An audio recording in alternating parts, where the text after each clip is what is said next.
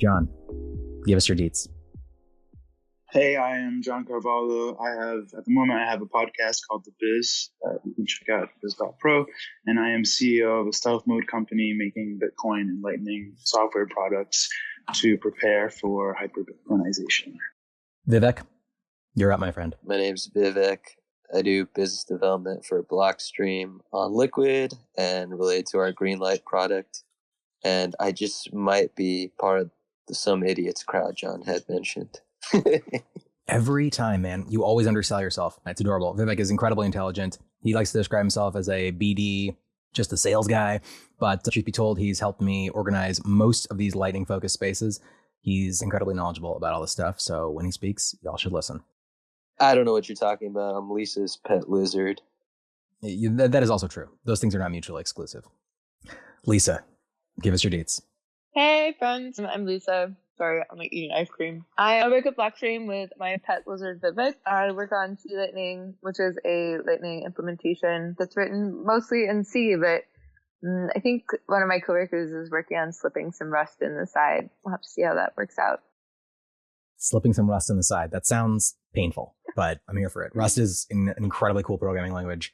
And you heard it here first, Tetanus Lightning. Yes. I'm a software engineer and a bunch of other stuff, but I love taking physical things apart. And when I was in high school and in college, I had this truck that was just like beat to shit. And I would drive to scrap yards and just pick through all the piles of rusty metal looking for weird shit. And like the fifth time I like cut myself on a piece, I was like, I should get a tetanus booster. So I went to the doctor and she was like, here you go. I felt much better after that. Let's go on. Lisa, I wanted to talk to you about the super interesting piece you wrote recently about MEV on Lightning. So I definitely want to get into that. But before we get into that, are there any other current events that anyone that's on stage is particularly excited about, angry about, upset about related to the Lightning Network? I really want to know how, if I was a El Salvadoran citizen, how I can privately use the Bitcoin I was gifted or hodl, or what are my best approaches? That's a great question. Get it out of Shinobi. Do you guys want to hop into it now or go back to that after the MEV stuff? Yeah, let's go into it. Okay. Yeah, I was curious. I guess the current way people do things is you want to move that to custodial non-KYC wallet, and then after that send it to your Lightning node. But then if you have to end up closing the channel and you get that UTXO out, then you would want to mix that. But then mixing that opens up the whole other can of worms and the flame wars about the coin join implementations. So I'm just wondering, like, what can like realistically and like a novice user in El Salvador do? I think that you should at least have to define private from who when you're having a privacy conversation, because I don't know, these conversations just always feel like we're just talking about this broad spectrum of privacy that should apply, and the standard of privacy that is not really realistic, that we should somehow be able to achieve for any given situation. And I think it matters private from who. What is the level of fear or danger here, and what are you actually trying to be private from? Because there's probably different methods for doing it, and probably some would be overkill. Yeah, I mean, if you're talking about from the government, Vivek, just get it out of Chivo Wallet to another channel. Like all user-facing like Lightning wallets out there, they're going to be private channels. So you're not going to be able to figure out where that UTXO is without a lot of on-chain analysis looking at the counterparty and if they have any funds that get closed and maybe mingled with public channels. But that should cover the basis for most people just worried about the government seeing where that money is going. Like you would have to do a very like complicated analysis and hope that hit chain without having spent any first to be able to try and correlate the amount closing on chain to really tie that to any of the airdrops through Chivo. I would say you probably don't want to be trying to hide the $30 of Bitcoin they gave, though. That's probably a futile effort. Definitely. Can we just, you made a great point, John. Can we just reiterate who one might be trying to obscure these transactions from? Obviously, we've got the Salvadorian government. Who are the other potential actors that people might be able, or might be, as I said, wanting to obscure their actions from. Just there, you can think of typical cases and use cases where people want privacy aside from government. I don't know, like sometimes privacy from your boyfriend or girlfriend or spouse or somebody in your family that you're worried is like on drugs and will steal your money. Like generally there are a lot of reasons to hide your worth, but you don't need to hide your like lightning channel activity from your crazy uncle. It just really depends what you're trying to do. Yeah, totally. I guess so. Like maybe the things that are probably within the realm of their needs would be like to make sure when they go spend somewhere, there's no price discrimination where they can charge them a greater price. Granted, I doubt that their potential adversaries are knowledgeable enough to be probing and figuring out where balances are. But yeah, just curious how all this evolves and what are the best things they can do. But yeah, most people are concerned with just making sure you get off Chivo. And I think that's like probably an excellent step. Pretty much anyone that would be potentially a consequence of violence. If somebody could be violent towards you because of your Bitcoin, then that's probably why you're looking for privacy. Yeah, absolutely. And I guess what I was kind of getting at is that, of course, if you are making on-chain if you have a wallet address that has 5 Bitcoin in it and you pay someone for a coffee, they immediately can see if it's on-chain that came from an address with 5 Bitcoin. So privacy becomes really important. It's not just about trying to protect yourself from the government or your crazy uncle. It's just a matter of good OPSEC. Now, if we're talking about Lightning, it gets different, obviously, but it's important to be thinking about. I had a quick question on that topic before we move on. So like sometimes when you like give up some amount of privacy, you get other things in return. So like I guess for a custodial wallet, you could argue that by having a custodial wallet, you let the custodian see kind of your transaction history, they know who you are, they know who you're dealing with. And in exchange for that, you get some might say you don't have to manage your keys because the custodian's doing it for you, and there's some amount of convenience with having an always-on service. That clearly all these things I'm saying with caveats, but like there's like a trade-off, right? Is there like with the Chivo wallet in particular? Is there any like particular trade-offs that you get from using the wallet? So any like nice to haves from Chivo Wallet in particular, above and beyond maybe any other like self-hosted or self-custodian Bitcoin wallet? Does that make sense? Probably balances and routes and free Bitcoin, like Shinobi was saying. I don't think any of us have tried the wallet, so I'm hesitant to comment, but my guess would be, yeah, centralized services like person-to-person transfers within the ecosystem without a fee and stuff like that. Do we know if, or has anybody heard if the wallet provides the functionality to convert Bitcoin directly into USD natively, or is that a separate thing? Because I know they have the trust that they set up. I haven't been to El Salvador or anything, so from what I observed, it's the ATMs, right? I see. Okay. I know. I thought that the wallet had the capability to host a fiat balance and do the conversion as well. As far as I know, you don't have to have Bitcoin exposure if you don't want to. So it must do some sort of conversion automatically, at least. Can I download this wallet? Does anyone know if it's like available on the App Store? Like, how do people in El Salvador get this wallet? I'm pretty sure it's in the App Store there. I don't know if you can get it though. Can't throw a VPN on. All right, I'm going to move us forward. Unless Lisa, did you have any other thoughts or questions on that? You brought it up a second ago. No, sorry. I'm just really no. I don't know. Yeah, I'm also super curious about the ins and outs. I really want to figure out how to play around with it myself. So if you figure it out, please let me know. I wonder if just having a VPN would allow you to do. All right, what about you, John? What has come up recently that has been particularly exciting to you, concerning, or just interesting in general related to the Lightning Network? Related to the Lightning Network, the only things that come to mind are still stealth mode stuff that I can't talk about. But I would say maybe some of you caught with the debate recently around RBF, and we could talk about maybe how RBF affects Lightning Network in any way and that kind of thing, if that's relevant. But yeah. I don't want to turn this into an RBF debate. We were having that debate like 4 years ago, and we're still having it. It's still going on. Can you just summarize for the audience what your view on that is and why you think that's not necessarily a good thing? Okay, so we are going to do this.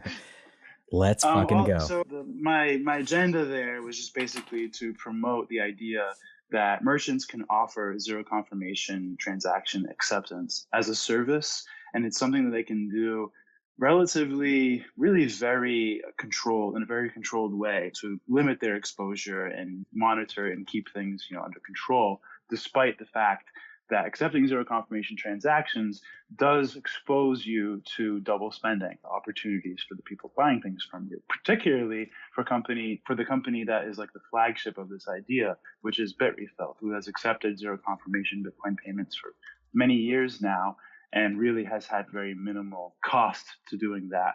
And so the idea is just basically you can monitor the transaction fees of the transactions that are incoming to see if they have a sufficient enough fee that they are likely to be confirmed in the next block, and then accept that as a zero confirmation transaction and reward that customer or pay that customer whatever it is they purchased. In Bitrefill's case, a gift card. And a gift card is the most risky thing to offer this way because it is essentially like a private key for, credit at some website. And so it can be basically rendered instantly by the customer. And so you can't get a refund or undo anything. So double spending is particularly perfect for the situation. But Bitrefill has somehow managed to not really be double spent. And I think maybe they had one or two small ones. You'd have to ask Sergey over there for the details, but generally nothing really significant. And this is done by monitoring the transaction, checking what kind of transaction it is, because it can't be RBF, which is the main point here, which I'll get to. And also just choosing what their total exposure would be. So basically saying like, we only want to have maybe $20,000 worth of orders open that are currently zero-confed, and we'll cap it at that. And that basically maximizes your exposure at all times to like the most anyone could ever possibly double spend you for in a moment. And you could take that cost and think of it as a cost of doing business or a cost of providing that service, and maybe even a cost of reducing like customer service or things like this related to not accepting zero confirmation payments, because they do add customer service costs and various confusing situations for people when shopping. But when they're RBF transactions, which is replaced by a fee, the RBF transactions are better enforced by nodes, and basically they allow the customer to edit the transaction. Typically, this is used just to add to the fee to try to make it so you can pay the lowest fee possible when you're submitting a transaction. But this is not an ideal format for buying something when you want that thing instantly. And most people buying things from e-commerce expect to get them instantly because they're used to like using a credit card and such. But we can't do this with RBF because RBF allows the user to also change the destination of the transaction. So essentially like programmatically double spend the merchant. And so you can't really accept an RBF transaction with zero conf. And so the whole topic was actually just me saying that I thought that app creators, wallets, and people making app level software there are some, and just because they're here, we might as well just say Blockstream is one of them, Green is one of them, that default all transactions to being RBF. And I know this is changing, but I believe at the moment you can't even change it. They all have to be RBF. And so for merchant situations, like I consider mobile wallets to be spending wallets. And so they should have at least the capability to turn off the RBF. And then even better, the RBF should be turned off by default, in my opinion, in hot wallets, because it creates a better user experience for spending wallets. That's the whole summary, I think. Because this is such an easy thing to solve. Like I have literally had Dash developers spurg out at me. But like for saying this, just update the URI format. Like the default for the wallet should be irrelevant if you can have a flag in the URI invoice that the wallet. Yeah, and this is definitely a subtle aspect of the conversation, but it is more interesting than the previous part, the previous debate, because it's actually relevant. But I would say what you're talking about, that becomes a business development effort, like getting all the wallets to do the thing. And that's what I was doing on Twitter, is I was doing like lazy business development. I'm saying, hey, without actually contacting all the wallets, I'll just say, I think people should think about this and have this value, and it should become part of our culture and normal. But yeah, like you can think of a lot of ways to improve the payment formats and the way that apps communicate with each other, and URIs and having things like this that were supported everywhere would be a good way.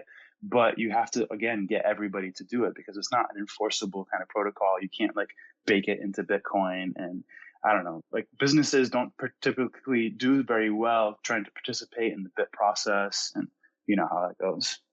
John, it's the same amount of effort though to try and get people to change the default behavior for RBF. So why not just go the extra step? And it's really not though. It's really just convincing Blockstream mostly, just to be honest. I just wanted to quickly add that the term that John was trying to look for is allowance for doubtful accounts. That's the appropriate accounting and compliance bro speak term. That's pretty much it. That's where I guess they're comfortable with potentially losing those receivables, as John stated, that is traditionally already expected in credit card chargebacks. Got it. Two things. One, I just want to welcome Ryan Gentry to the stage. Good to see you, man. Thanks for being here. Hey, thanks for having me. Absolutely, man. And then I want to give Walton a chance to jump in. He's been very patient with his hand raised. And then I want to go back to Brian Shinobi, hybrid creature. And I want to let you finish saying what you were going to say. Hey, guys, I had a comment just on the VPN question before, because as someone in the UK who's regularly trying to pretend to be in other countries, it's something I've explored extensively. Unfortunately, VPN alone will not suffice, because certainly not on iOS, because the app stores are country based. And so even if you can pretend to be in El Salvador, your app store will still be a US app store, a UK app store, or whatever it is. And so if it is geographically restricted, you won't be able to do it if you're outside of El Salvador. I see. Thanks, man. I appreciate it. I wanted to jump in real quick to vehemently disagree with John, because that was what I had to tell you I was going to do in order to get up here. I think the RBF by default is good because it does line up with the fact that on-chain transactions are only probabilistically final, right? Like we're very used to a world where there are no reorgs and that block gets confirmed and everybody just nicely builds on top of it.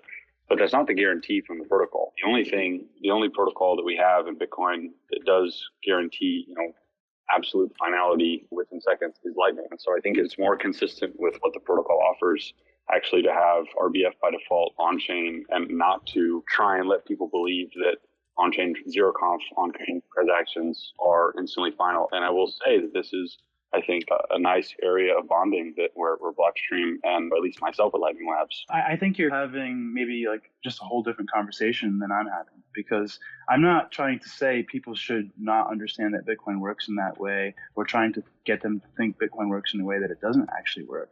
I'm trying to say that merchants can do this. They can provide this spectrum of service in a very controlled and safe way. And it is economically viable and rational to do so for both parties, both the customer and the merchant. It's basically a win-win. And that win-win is better facilitated, especially within the environment of a spending wallet, a hot wallet, by certain defaults. And in general, I don't think that having like protocol developers and low-level developers influencing how people use things with default settings, it can be a very like dark design pattern behavior. I just want to let, God damn it, your name, Brian Shinobi Brian, jump in and finish what he was saying earlier. And then let's jump back to Ryan. And It's like what John is talking about, I think effectively boils down to people should be able to take risks that they judge acceptable. And I agree with that. But Ryan is entirely correct that the economic reality here is that RBF will just inevitably be. Nobody said the opposite, though. That's the point. But, John, can I finish? The whole point I was trying to get at earlier, though, is just by tweaking the URI to have a flag that wallets will respect and pushing for something like that, you don't even need to get rid of the RBF flag. Just lock it in with the highest sequence number so that nothing else can replace that. And you effectively have the same guarantees of a non-RBF transaction. And it would just be a lot more sensible, from my point of view, to push for that URI change. It would be a very simple single flag in the QR code that somebody scanned, and then a warning that goes, hey, your wallet is deviating from your normal expected behavior. Are you okay with this, before they finalize the transaction? And it would give the same guarantees that a merchant is looking for if they choose to accept Zero-Conf transactions. Ryan, what do you think? I can't say what would change Blockstream's mind for green, as an example, to accept a new URI scheme and participate with it or and support it, or to just add toggle capability and default off to RBF. I don't know which thing they would go for easier. I don't know which. I actually do think that the RBF toggle is much easier to implement, but neither one is hard and neither one is all that disruptive. But I don't think there's a huge difference. It's mostly up to just Blockstream, what their agenda, what their belief is and how they want the user experience to be in their own wallet. I think it's important to point out that this RBF conversation is pretty far removed from like the Lightning spec, and that the party opening the channel is the one who builds the opening like transaction for funding the channel. And so they, when they're choosing to do the Zero-Conf or whatever, like they get to pick what kind of transaction they're going to do. Hopefully the person who's deciding what kind of transaction to do is the same person who's doing the Zero-Conf thing, and they can decide what kind of RBF or not RBF stuff they're going to use. I don't know how many people are actually opening Lightning channels using the Green Wallet, I would say. So it sounds like this is definitely a feature request for Green. I'm sure John's not the only one that would like to have a flag for whether or not to do RBF stuff in the Green Wallet, but I'm not really sure that's like that this like a Lightning centered chat is like the right place. This has nothing to do with Lightning at all, and there's no Lightning change being made for Green Wallet. Okay, Fair cool. enough. Yeah, all right, we're on the same page then. Cool. Yeah. So what I'd like I can bring it back to Lightning though. Go ahead, Ryan. It's connected though, isn't it? Because it's about like instant payments, right? Yeah, and so I think the one thing John brings up, a point that him and I in particular we talk about a lot, which is this is a business decision. Should protocol developers have the ability to disincentivize what is a legitimate business operation in accepting Zero-Conf transactions? And I think that there's a lot of overlap here with Lightning Protocol stuff as well. And I think the more meta question is, should protocol developers have the ability or feel empowered to disincentivize certain legitimate business activities? And that's a really hard question. I think it's what we're talking about here, where we're disagreeing really is more on time horizon than anything else. Like, can Refill successfully receive Zero-Conf transactions today? Yes, absolutely. Do we think they'll be able to do so in 10 years with a really liquid and mature Lightning network where that will just be a better solution entirely? Yeah, probably. Like, when within the next 10 years is the time for protocol developers to say, okay, we're going to go to RBF by default because it's good for all of these holistic reasons that don't affect Bitrefill's direct business at all. And Bitrefill is going to have to change their business practices because of all of these bigger, more community benefits. And I think that it's a really interesting theoretical question, and it's one that there isn't really a one-size-fits-all answer to. I am generally in favor of wanting to push more people to using Lightning-based solutions, but obviously I'm horribly biased in that opinion. And so I think John has very legitimate concerns in saying, hold on a second, this is core to Bitrefill's business. Maybe Refill has more failures with Lightning right now than they do with accepting these Zero-Conf on-chain transactions. So, hey, protocol developers, like, there's no reason and you have no leeway in telling us how to run our business. I think it's a very interesting meta question about kind of protocol design decisions versus more commercial interests, but there isn't really a good answer to it. I have 2 points I want to bring up. One is, as a culture, generally protocol developers are fairly averse to businesses influencing the protocol and influencing how things work with Bitcoin. I think it would be at least logically consistent for them to be just, to have a similar approach with their influence over users. And so doing things like forcing a default of something that is not the base Bitcoin transaction typically, like that is that's inconsistent with not wanting to be influenced by businesses. And I think people should be willing to be influenced by anybody useful, but just generally speaking, that's just kind of one contrast I wanted to paint. And then another thing I wanted to bring up is I think what, Walton was hinting at this and you were just now, this is not necessarily me saying to do this instead of onboarding people to Lightning. This is talking about the current situation. It's talking about providing Zero-Conf acceptance as a service. It's not talking about changing protocol or changing knowledge or anything like this. It's just talking about covering an additional part of the spectrum that can be covered right now. So there are people that don't use Lightning. There are people that can't afford to work on chain, to pay on chain. There are people that do spend on chain. And those people can have a better user experience simply by intentionally preparing for it. Got it. All right, Bitcoiners, I want to tell you about our newest sponsor. This show is brought to you by Ledn.io. I have been super, super impressed with the guys over at Ledn. I've actually known the co-founders, Adam and Mauricio, for a very long time. I've had the pleasure to watch them build Ledn up from a tiny, tiny startup to now a super impressive institutional grade Bitcoin and crypto lender. Y'all, I'm so impressed with these guys. They are offering some of the best rates out there. I don't think anyone even comes close to touching them. You can get 6.1% APY on your first 2 Bitcoin that you deposit into Ledin interest accounts, and you can get 8.5% US on USDC deposits.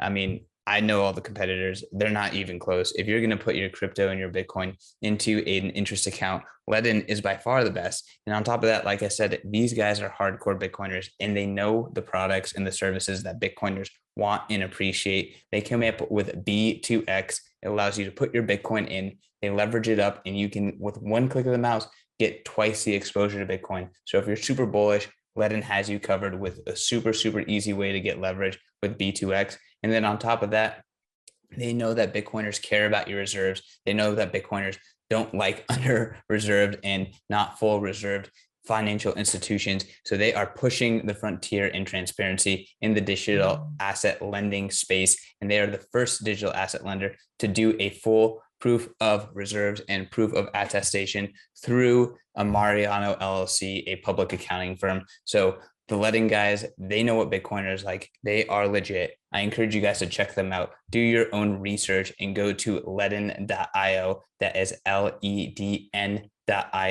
and learn more.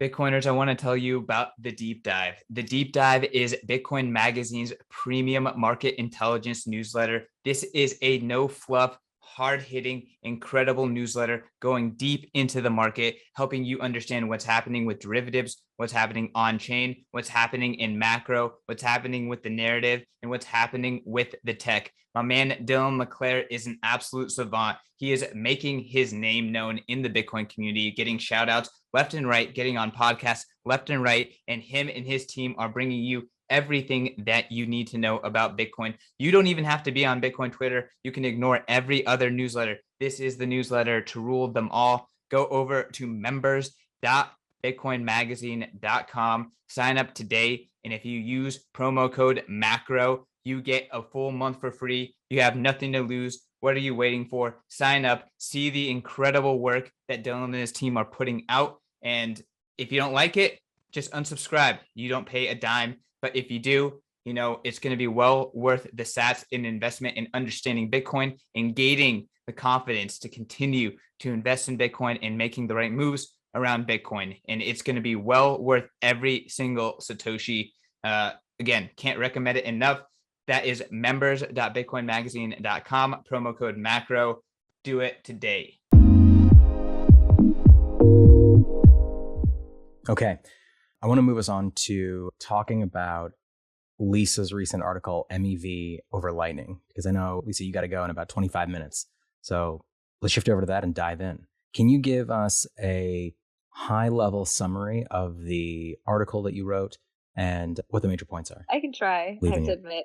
I tend to be a little forgetful. I can do my best though. I think there's some interesting tie-ins here between this question about what business and protocol is exactly, and hopefully I'll be able to tease it out as we go through it because that might be interesting. But I think so. Maybe the best place to start is a short introduction to what MEV means. I'm sure there's people in the audience who have never heard that term before. It might be totally new. MEV is a term that I'm going to say originated in more of the Ethereum community than the Bitcoin community. And typically it deals with this idea of, so MEV, it's MEV or MEV, it stands for minor extractable value. And the general idea is that in a blockchain that deals with transactions, there are sometimes opportunities for the person who has the control over ordering of transactions that go into blocks to extract value based on the order that they put those transactions into a block.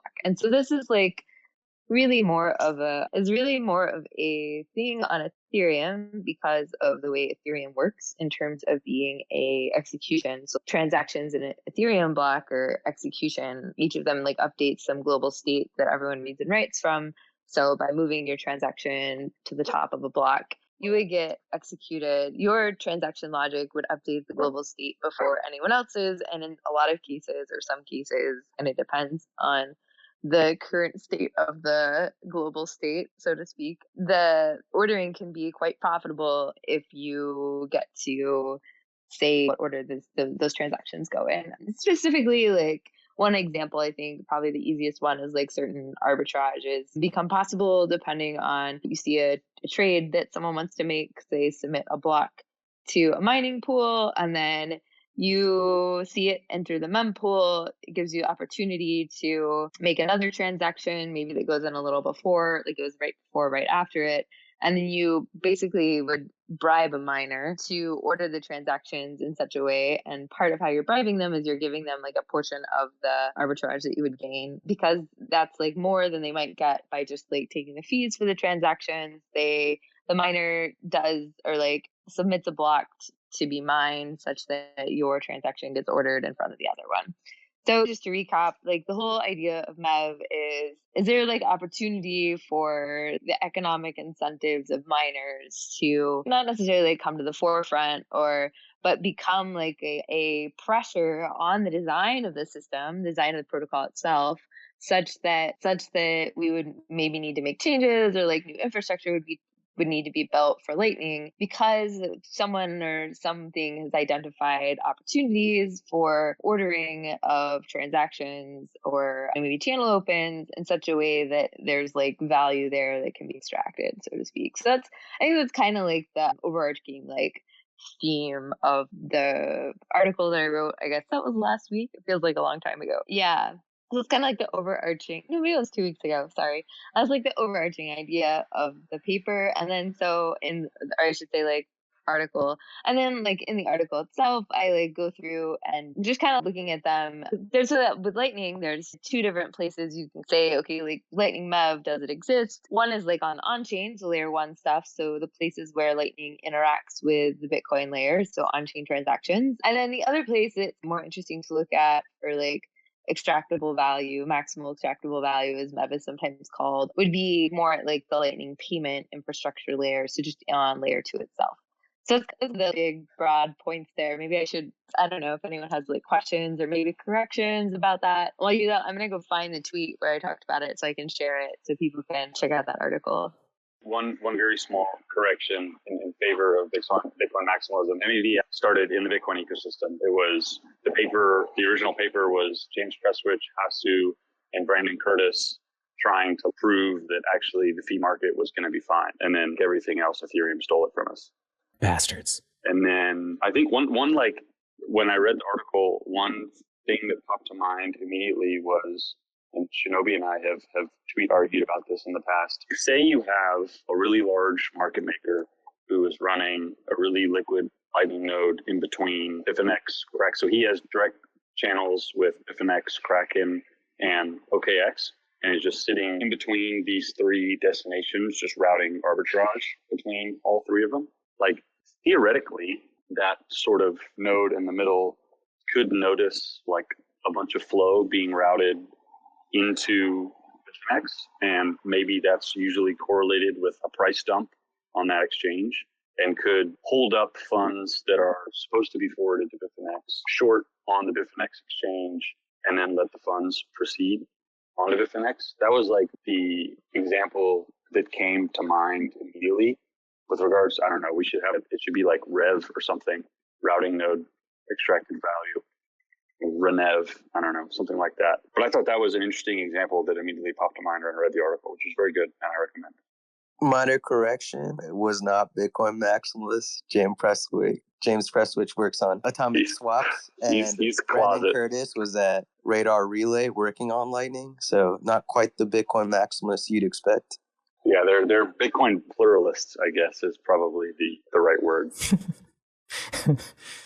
I haven't heard that one before. Yeah, I don't think many of those people work in the Bitcoin ecosystem now. I think like Prestwich does a lot of work in. Yeah, you're both very right. But the original MEV paper was all about Bitcoin. It was not about stateful smart contract chains. It was like they were really disappointed because the point of writing the paper was they were trying to prove that actually, even with a weak fee market, like Bitcoin's long-term security budget would be fine. Sorry, that's my dog. And yeah, they found very close. He's angry about miner extracted value. So to try to turn this into a little more abstract conversation, I think what MEV actually is, it's actually taint and metadata created, like basically like a form of privacy loss. And so if miners can gather enough data about that is anchored to Bitcoin transactions, they now have information that they can use to their advantage for selecting whether to include those Bitcoin transactions or how much it might cost to include them in this kind of thing.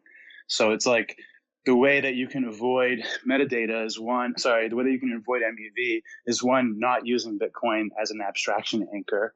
But if you are going to do that, for example, like anchor layers to it, anchor tokens to it, etc., anchor identities to it, these things will create MEV opportunities. That's why there's so much of it on Ethereum, because they have so much base layer abstraction going on through all the smart contracts. I think I push back that a little bit. I think John, I think you point out a pretty good point, and one that I've forgotten that's actually in the article is one of the core tenets of what creates these opportunities, and that's information. So you were calling it metadata. I think you can be a little even more general and just say information in general. And typically that's information about desired actions, right? So when Ryan was talking about the Rev or like the hub, someone else had read my article and was like, I think had the exact same reaction, that they call it like the hub extractable value, which is basically the same idea. Basically, you're a centralized thing and you have access to like order flow, basically. So you have information. The thing is with a chain, so like by sending transactions to a mempool, for example, you create mempools are by their nature public to like anyone, right? That's as wide as like the reach of the chain is any of your like desired actions or your order flow, so to speak. I think maybe talking about it in terms of order flow, which is typically used when you talk about like making stock transactions, is like actually a kind of a nice way to term it. And the reason for that is that it like makes, I think, a lot of these issues easier to see in the practical application of them. Anyways, so when you have a mempool, so any like layer one for the most part, based on the fact that it's entirely distributed and there's no centralization, any like transactions that you're looking to get mined, for the most part, you send through this like public transaction relay called a mempool. I can't think of a single, I think most chains, like most layer ones, have mempools. The way that you get around it is so that if you put a transaction in a mempool, I should say, then it becomes basically public information. And there's this kind of delay in time between when you make your information about the trade you want to make public and the time that trade is actually like effectuated, or in like blockchain speak, included in a block. Transaction processing on layer one is batched. It happens in batches, and the speed at which those batches happen is usually like the block time. So in Bitcoin, that's approximately every 10 minutes. Anyways, so yeah, so like then you get back into like what's information like on a layer two, how much information, who has privileged access to information flow on layer two, such as Lightning, for example. And Lightning is like actually really private in terms, provided you're not doing this like hub centric thing where all of your transactions are going through the same hub. And so that hub, maybe it's like actually some big exchanges Lightning node, and so they're looking at all of your transactions as they go through, and then they can use that Lightning transaction data to do like arbitrage plays on their centralized exchange or whatever, like some exchange that's associated with Lightning or that Lightning's an interface to. So anyways, ignoring that kind of thing, if you're just looking at it from a more like single Lightning node that has payments coming in and coming out of it, because of the way that the Lightning network has been architected, it's very difficult to know where those payments are coming from and who they're going to as they pass through your node. So the information that you have about any transaction that flows through, there's a couple things here. One is that any transaction that goes through the Lightning network, in order for you to even know that it happened, for the most part, it needs to go through your node. And then even if it does go through your node, you really have no idea where it came, like where it originated from, or where its final destination is. And that's due to the way that the onion messages that are Lightning payments are sent through, or wrapped up, or packaged. So yeah, I think that this like information, this idea about like how much information are you publicizing and to who, is a really big and important part of the extractable value equation, so to speak. I got a little bit lost on what you were you said you were pushing back on something, so I'm not sure what you were disagreeing with, but I'll add just basically like the subtlety I was getting at is that I wasn't trying to single out the Lightning Network necessarily so much as say when you anchor things to Bitcoin, if the miners are able to collect metadata about that activity, you may create MEV opportunities or opportunities to have your transaction censored, et cetera. And so this can be, anything anchored. It could be Lightning, et cetera. And so the idea would be to create abstractions or abstraction networks that are difficult for miners to gather information about. So that way you are basically insulated from their ability to, determine what you're doing is and whether it's worth more to you than a plain old Bitcoin transaction. I can hop in really quick. There. That's the whole logic for why anything anchored on Bitcoin should be as distributed and decentralized as possible. That's one of the big reasons why the notion of like big central hubs is poo-pooed on, because too many players connected to that offers that operator an opportunity to push things to chain, actively disrupt what's going on chain, and take advantage of that economically if they have hash rate. And John, I want to see a fully integrated Lightning miner. I don't support zero-conf, but I want like negative conf, like where I can directly get the block reward into a Lightning like usable output and use it in Lightning before those 100 blocks. Yeah, that's pretty much it. I think I can work with you on that. We'll do a business development project with blockchain. That's it. Nobody else has any thoughts? No zero-conf though, just only negative 100 conf. One thing that I think is like an interesting counterpoint to when you think about the design of Bitcoin and Lightning and how much we're as decentralized and distributed as possible. We're try as best as we can to include privacy as a default in every layer of the stack, et cetera, et cetera. Like I can tell you the like explicit end state that a bunch of the proof of stake investors envision is like all of the biggest. Citadel Securities was famously, everybody learned that they do the pay for order flow on Robinhood stuff. And explicitly, the goal for the proof of stake validators is for Citadel Securities to be a proof of stake validator, and for you have to pay them some form of institutionalized MEV in order to get your trade in on ETH 2.0, Solana, like you name it, right? That is the end state that they're building towards, which I think is just philosophically like hilariously unaligned with what we're trying to do here. Rather than institutionalize and enshrine the current power structure, build an entirely new one from the ground up that respects self-sovereignty and decentralization. So just like an interesting, point to point out. I think you can make an argument today that the fees that you pay to miners to get them included in blocks is like extractable value, right? Like that probably, I haven't read this paper that like kicked off the MEV stuff, so maybe I should do some, sounds like I've got a little more reading to do there, but I think that like in one light, you can look at any like fees that you pay to miners as like bribes, right? So like you're basically bribing a miner to put your transaction into the block, and you're competing with every other person attempting to get a transaction in a block at the same time with you to like basically win out that block space. And if one of those, let's say there's someone who's got a transaction and they're paying a little bit less of a bribe than you are, but they have a good relationship with a miner, then they can definitely like maybe pull on some social capital to ask that miner to include their transaction in a block, such that the next block that miner mine has this like transaction that doesn't pay what's considered the going bribe rate for getting your transactions into a block. So I think that by design, I think that Bitcoin is a miner extractable value system. There's a lot of different things at play here that I think people have pointed out, which are like really great, important, such as like how decentralized you are really matters, because if there was a centralized miner who got to decide the ultimate arbitrator of who goes in what block and when, then you would basically it's basically at their whim, but because there's a healthy competition and market between a bunch of different miners, they don't really like, one miner can't really prevent your transaction from getting mined, hoping that there's another miner somewhere on the system that's still playing by the like most fees that they can get rule, so to speak. And so you can get your transaction mined eventually by one of these honest miners. Honest being the only extractable value that they accept is the one that's built into the protocol, which is like the mining fees. I think at this point we're a little far away from Lightning, so I apologize, but hopefully it's like interesting enough. I don't know. I think it's fascinating. But how's everybody else feeling? I'm feeling very adversarial. How do I make sure I get my, commitment transaction finalized and mined, not broadcasted, but directly submitted into a block to a miner out of band? Yeah, you got to bribe them. That's what Flashbots is all about.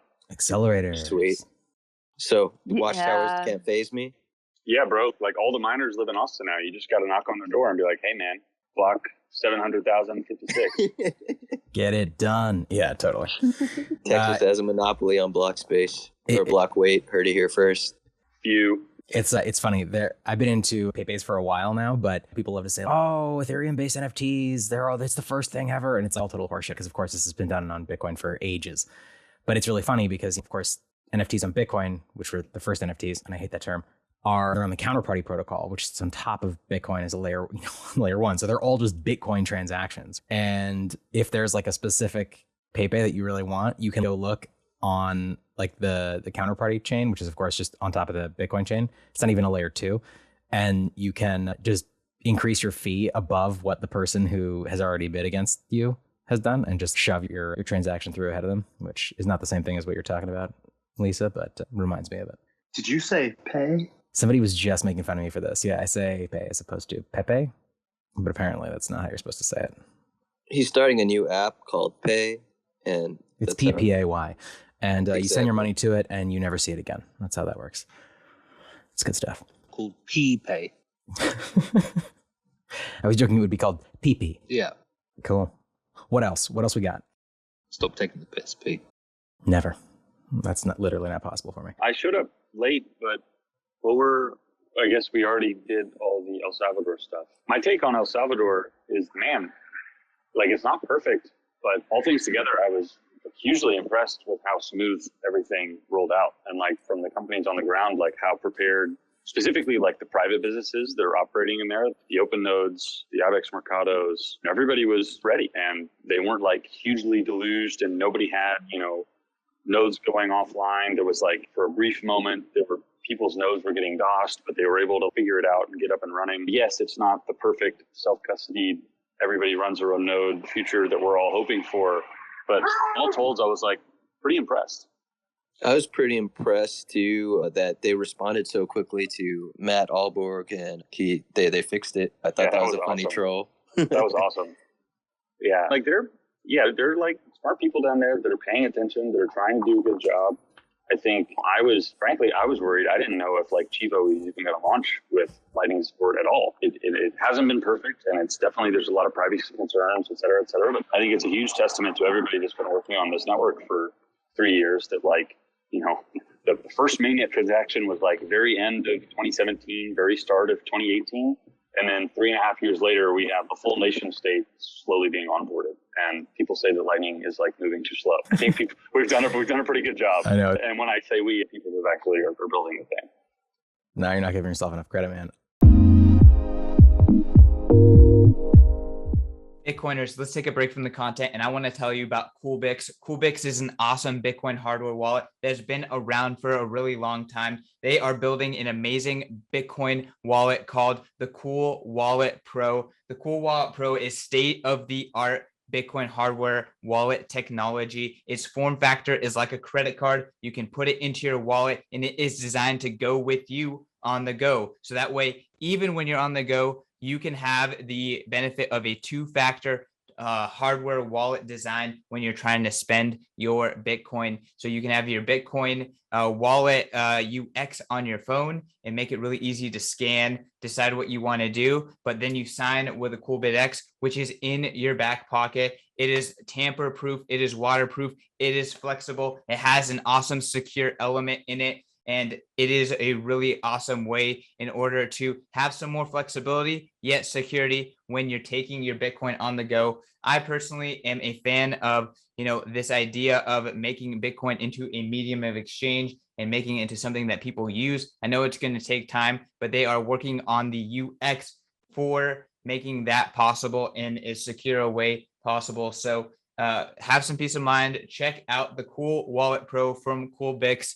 And yeah, thank you to them for sponsoring this podcast. Bitcoiners, I am so excited to tell you about the Bitcoin 2022 conference. You guys, Bitcoin 2021 was absolutely a smash hit success. It was over 13,000 Bitcoiners coming together, breaking the barriers on who can come together and celebrate freedom, celebrate Bitcoin. And the energy was absolutely electric. unfortunately, it was just oversubscribed. There's just people flowing out everywhere. And this year we are learning, we are making the conference bigger and better. We are moving over to the Miami Beach Convention Center, and we are going to be throwing a massive 4-day festival for Bitcoin, celebrating Bitcoin, bringing together the greatest minds in Bitcoin and the greatest businesses in Bitcoin. And lastly, the culture of Bitcoin all together. We have a 4-day extravaganza planned for you guys for Bitcoin 2022. Day one is going to be Industry Day. It is a day where you can buy a special ticket in order to just mingle and make business deals happen.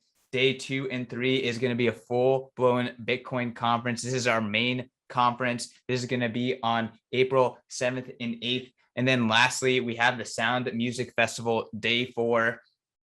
Imagine going to Coachella, but for Bitcoin.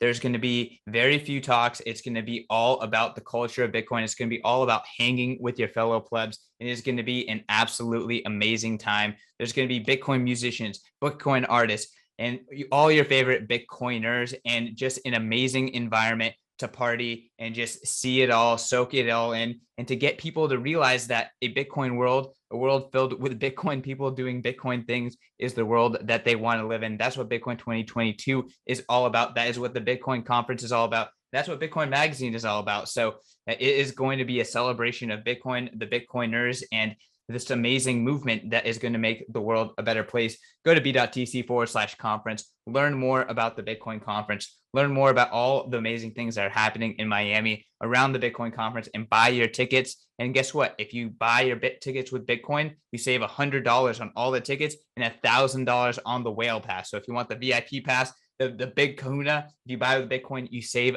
$1,000. That's a lot of sats. So go and do it right now today. Don't wait. Prices are only going up. This is going to be a can't miss event. But I also want to welcome Archer to the stage, co-founder of Paxful. How's it going, man? Oh, hey, what's up, guys? Thanks for inviting. It's 2 a.m. here. I'm in Estonia now, North Europe. So good discussion here. I like it. I like where it's going. So look, we're going to have a big news tomorrow.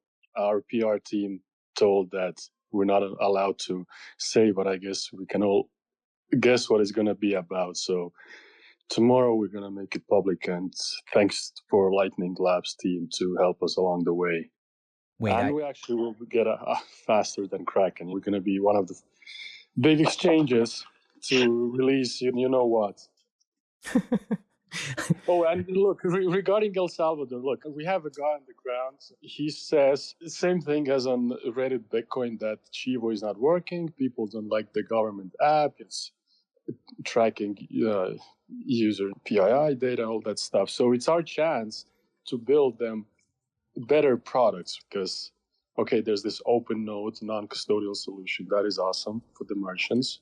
But there's space for more, like for Paxful Wallet, for POS merchant solutions. For example, there's a guy, he has 20 shoe stores.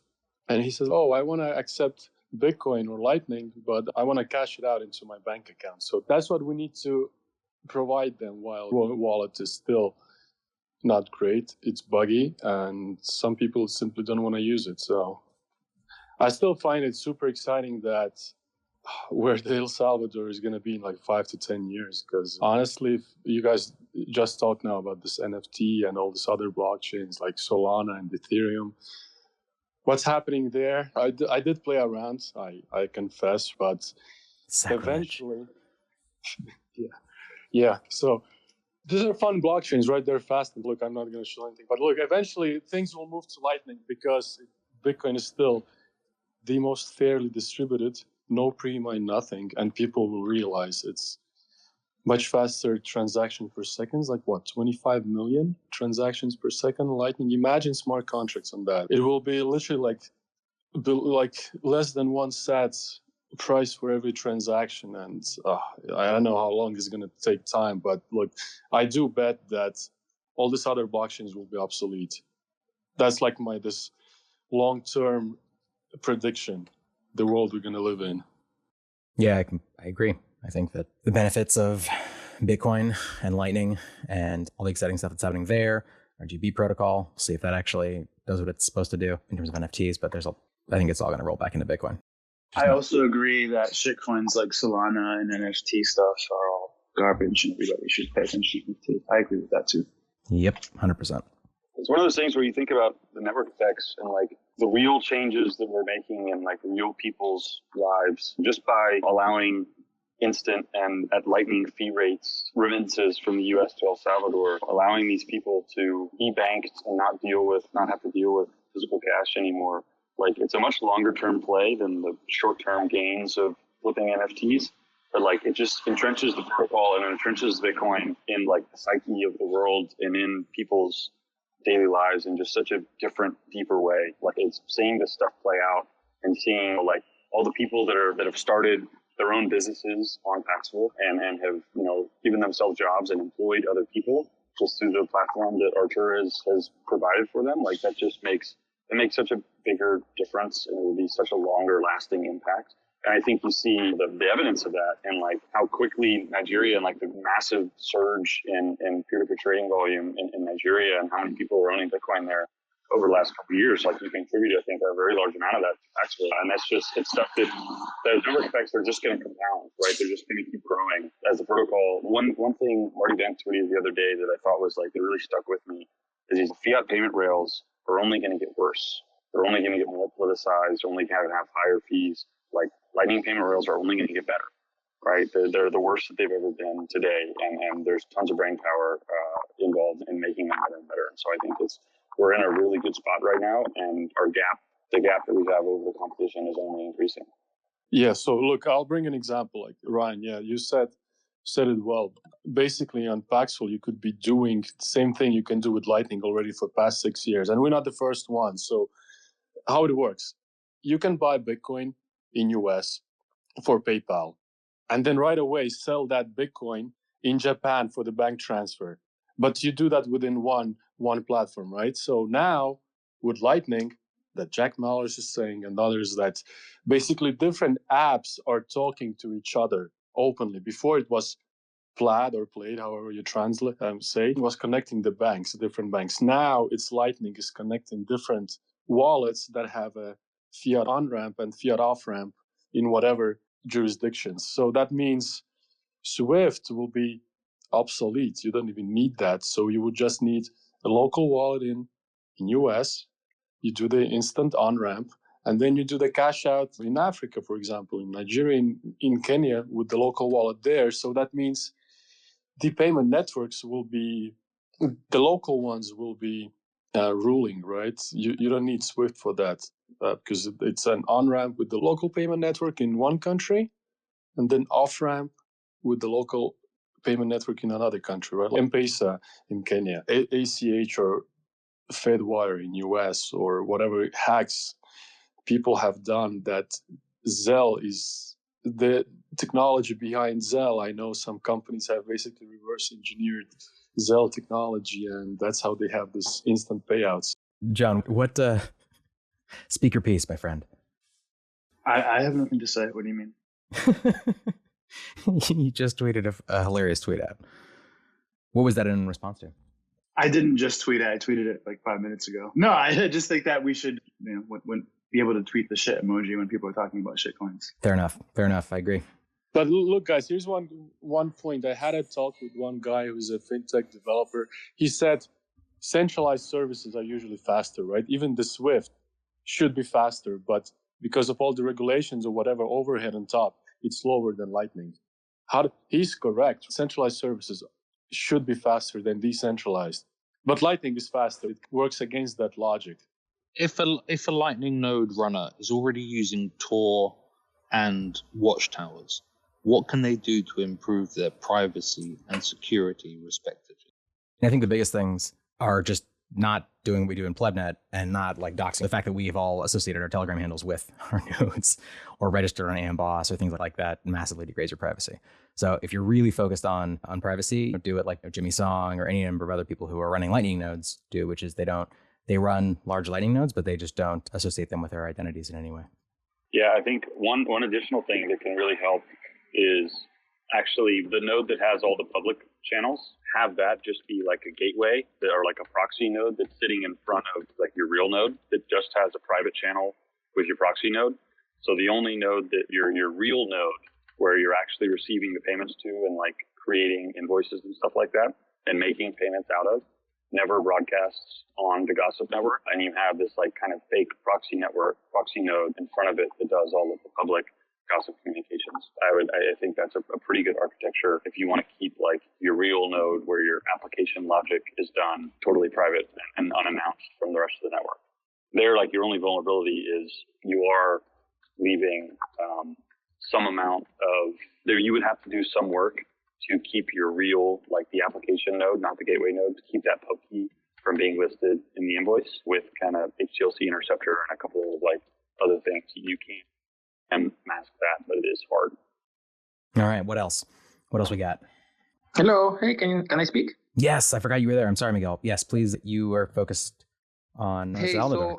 Give us your thoughts. Yeah, I'm on Salvador. Yeah.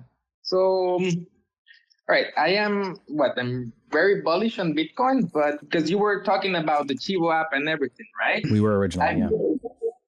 Even though I'm super bullish on Bitcoin, I don't have the Chivo app.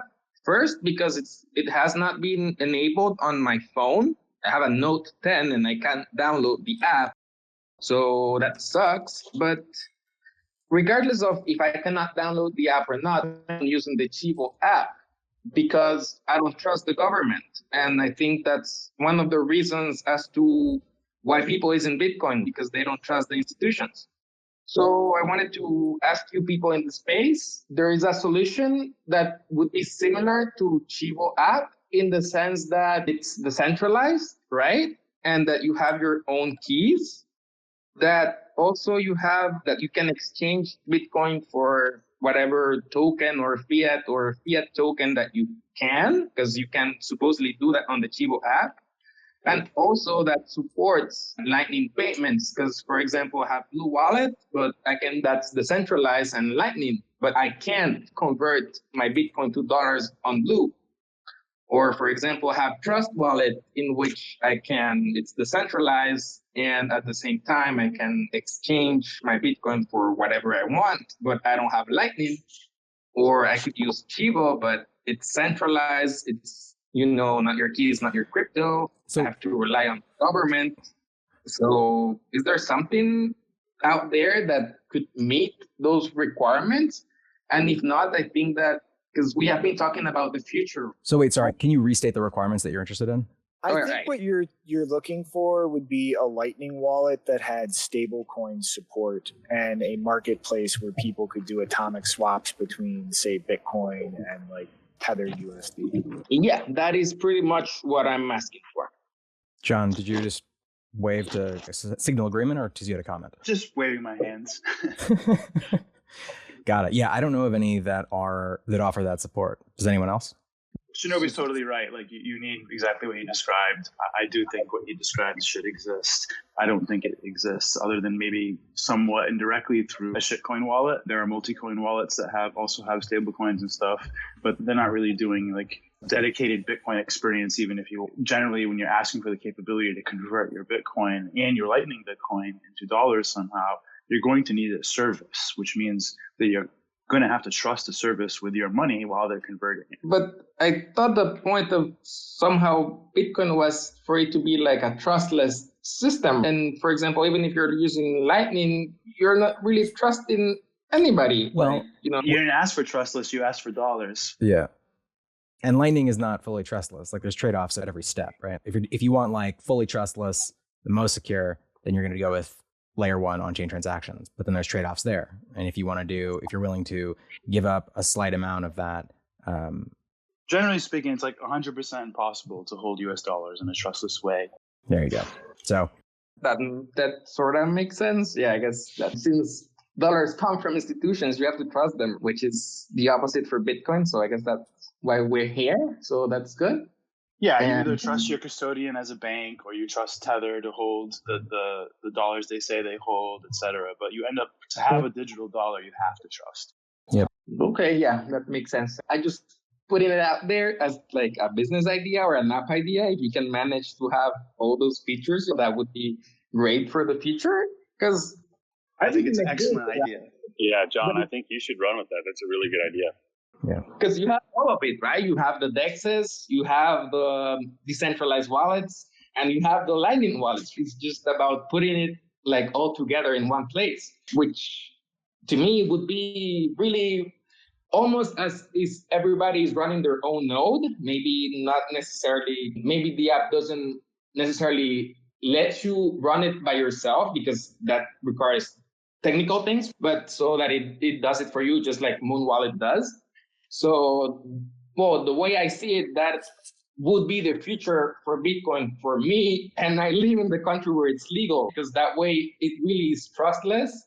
It really is something that I can also, yeah, for the long term, you can hodl, but for everyday transactions, like you can't really use Bitcoin for everyday transactions if you're losing money day to day. Unless, Wait, sorry. Why can't you use Bitcoin over Lightning for everyday transactions?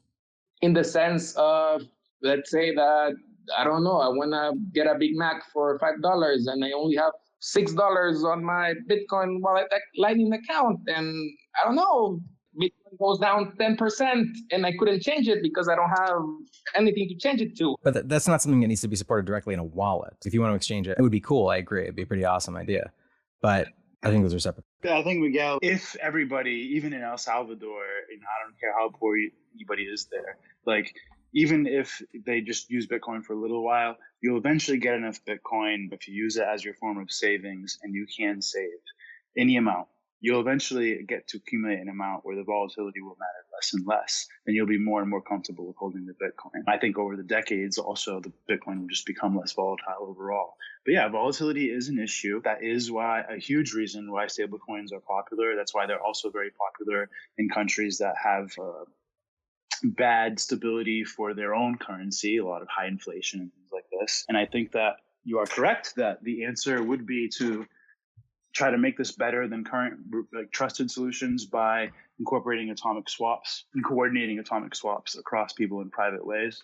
But we're still some ways away from that. There are a lot of people working on adding capabilities for tokens and to be on Lightning. There are multiple projects trying to do that. There are multiple projects trying to make atomic swapping better in general for Bitcoiners, and then coordinating all of that stuff in the future. But it's not here now. I think that you have to be patient, and you'll see it come. All right, thank you. That's great insight. And I guess I'll just wait. I'll just huddle for now because I do want to use the Lightning to pay for stuff. Right now, I'm so excited about it, but at the same time, I don't feel like, unless I use the Chivo app, I feel like I cannot do it because I don't have a Lightning wallet that I can hedge against the volatility. I do think, Miguel, I don't know if they have it live yet, but I do know that the Bitcoin Beach wallet is working on allowing you to hold like a USD denominated balance in their wallet. I don't know if it's live yet. I do know that they're working on it though. You might try the Bitcoin Beach wallet and see if that's available. All right. And since you specifically mentioned hedging your volatility, since you worded it that way, we probably should mention DLCs and people like Atomic Bets and I think they call themselves Atomic Loans now. But because they're trying to make a product that would allow you to specifically hedge through having a sort of bet construction using Bitcoin. And so that might be a way that you could at least lock in a Bitcoin price at a certain dollar value entering one of those contracts. Of course, there is some risk there, but you can control the risk. Yeah, DLCs are really fascinating. I can't wait until we have them over Lightning. Maybe I could rephrase this question. Maybe it will get more ideas. Maybe go ahead. I'm going to ask you to rephrase it one more time, and then I kind of want to move us on because we don't have too much more time. So go ahead. Yeah, of course. If you were being like your salary was being paid in Bitcoin right now, like what would you do? You're like, you have a salary, right? You work for money. Yeah. So I'll tell you exactly what I do. They pay you in USD or whatever. Yeah, money that you. Ryan, go ahead. I think, Miguel, we got the concept. Basically, if you're paid in BTC, what do you do if you need dollars to interact with your life? Ryan, you were going to chime in. I think it was me. Oh, I'm sorry, John. Me go ahead, again, John. Sorry. I've been getting paid in Bitcoin for, 3 years or something like this. I don't remember, 3 or 4 years. And then I was living off of Bitcoin before that. So very simple formula.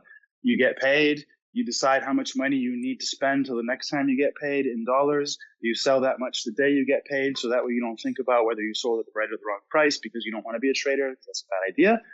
And you just have only enough cash to live from month to month. Or if you have a little more money and you have a little better savings, you maybe save 2 months out, or you save 2 months out plus some sort of emergency amount that you think you just want to have handy in case something happens.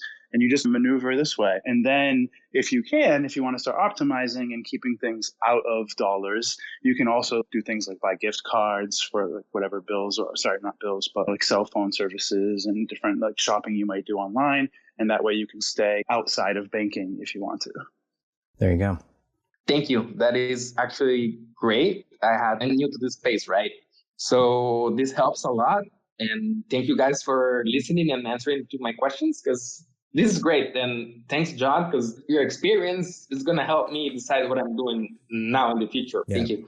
Absolutely, Miguel. And I know you and I have chatted back and forth in the back end and a lot of the conversations about El Salvador. So definitely appreciate you jumping up and asking questions. They're important ones. Ryan, you, I don't think, answered the question of what are some things that you are particularly excited about related to Lightning, or that you're angry about, or that you fall asleep crying about?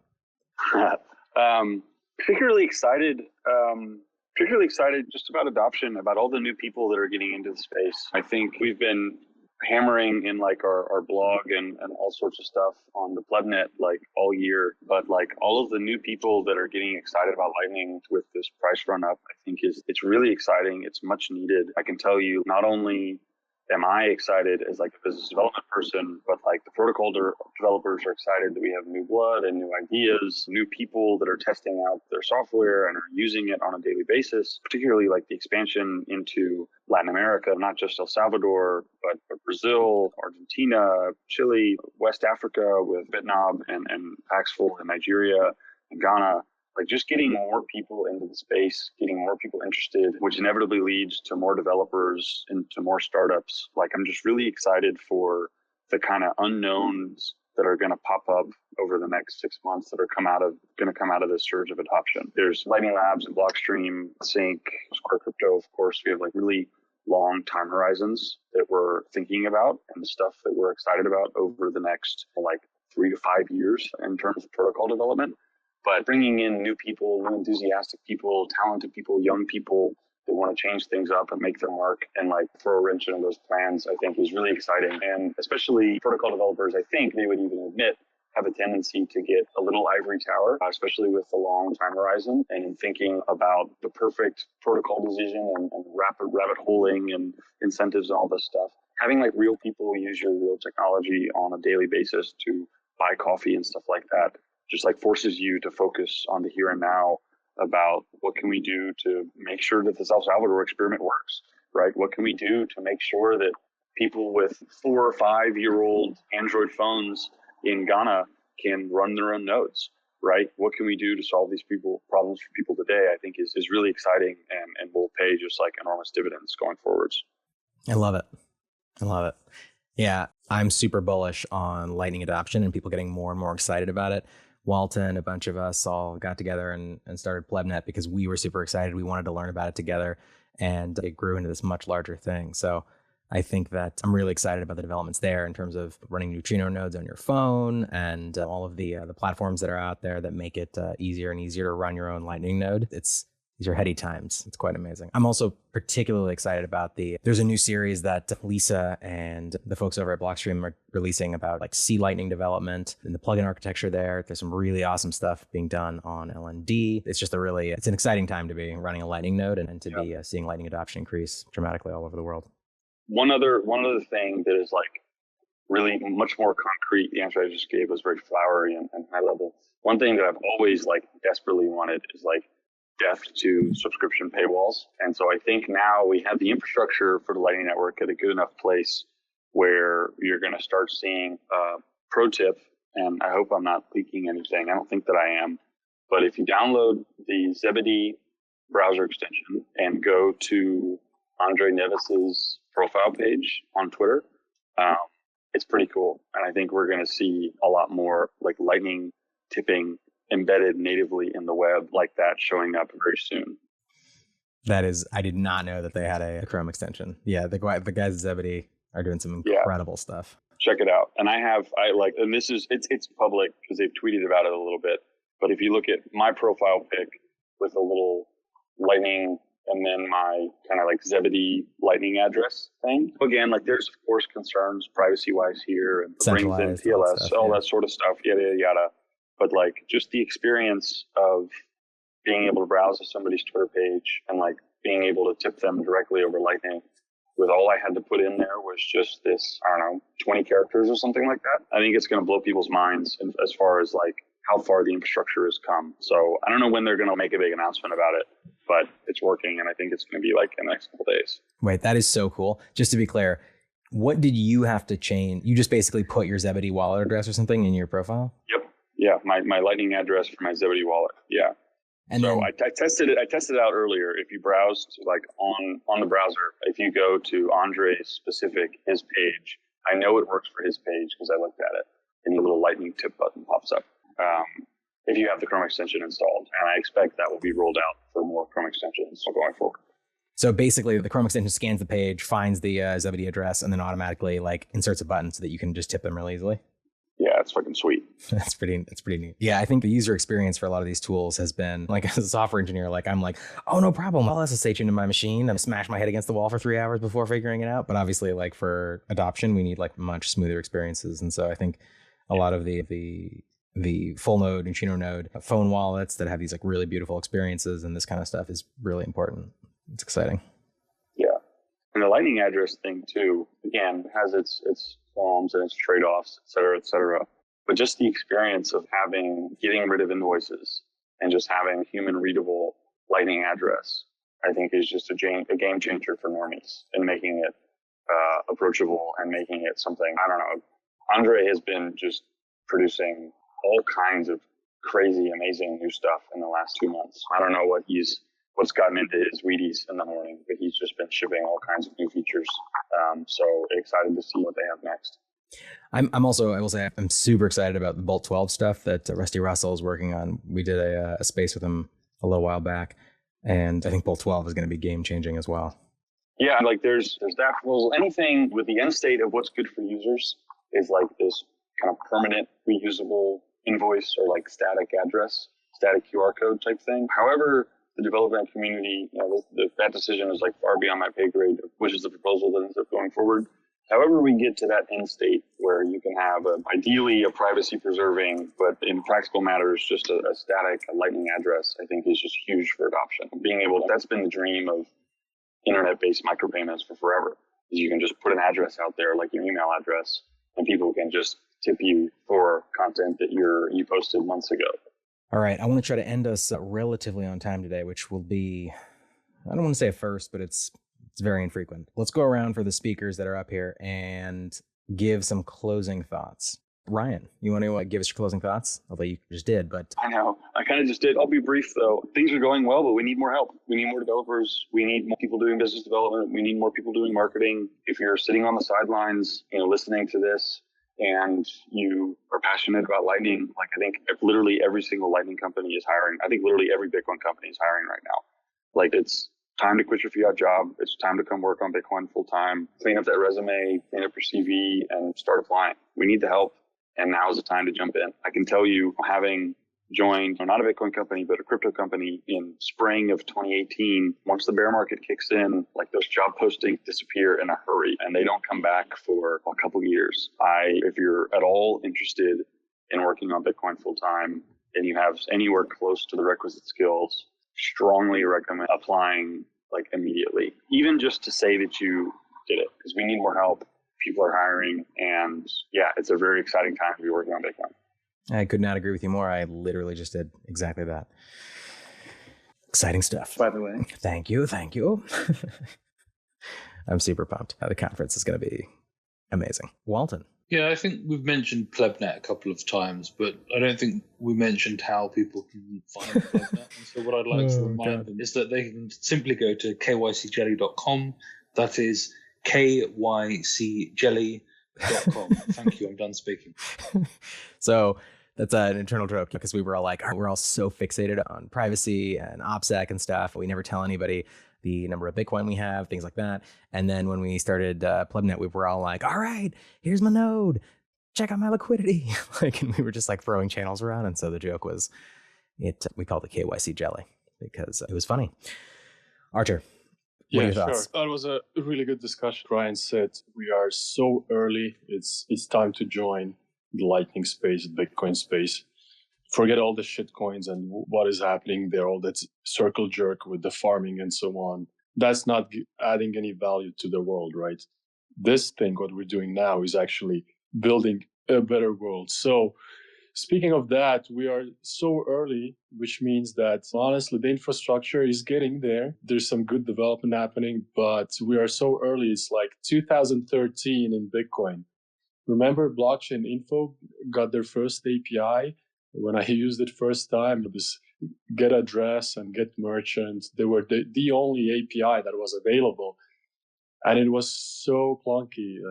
I remember that. So I'm not saying we're in a similar situation now. We're in a much better situation. But again, the user experience, the developer experience needs to be improved. And I understand it takes time. So we're all building that. That's one thing, right? The infrastructure layer we are building now. And the second is, Miguel said, he needs a useful product, right? One thing is we talk about tech here. Another thing is we need to talk how to solve actual problems for users, right? For people. Like, how do we basically abstract out Lightning and Bitcoin for people? I know it sounds cheesy to abstract it out, but we should give people choice. If they want to, as he said, Miguel, he wants to transact in some stable value like USD, right? Let's say it's a temporary thing until the post-fiat world where Bitcoin and Lightning will be the world currency. We have to think here as well, how do we make Lightning and Bitcoin without wallets, but like a physical cash, so you can exchange with each other cash, like in the movie Time. Wait. You said two things I think are interesting. One, the idea that there needs to be physical representations of planning. Like physical cash. I disagree, man. No? But look, the electronic wallets, it's like durability. You have to solve all these things. I was thinking like NFC and e-ink, and then you can tap to each other. Basically, you don't need internet connection. That is the point. Because look, I was now in Nigeria, like in these far villages, and they have this POS systems, the agents who exchange cash with the mobile money. So we need solutions for them. Okay, there's Blockstream. They launched a satellite. That's awesome. And I'm sure they're thinking ahead as well that you don't need internet to connect to the Bitcoin blockchain with the Blockstream satellite. They will do the same with Lightning. The solution will come there. There's a need. I see that. 100 sats on a physical form, whatever material is going to be, like e-ink and NFC or something. I have no idea, but there will be something. Any physical form Bitcoin will end up being essentially a form of hardware wallet. I think the closest we've got so far is like OpenDime, where you have this kind of like lockable and detectable if it's been unlocked little USB device that has Bitcoin on it. So you can use that like cash. Interesting. Yeah. So there has to be a guarantee that you have not used it. I can just look at the only guarantee is if you actually connect to the network. You have to. Yeah. You never know for sure until you connect to the network. All right, everyone. I'm going to close this out for the day, but thank you again so much for joining, and I'll see you all next week.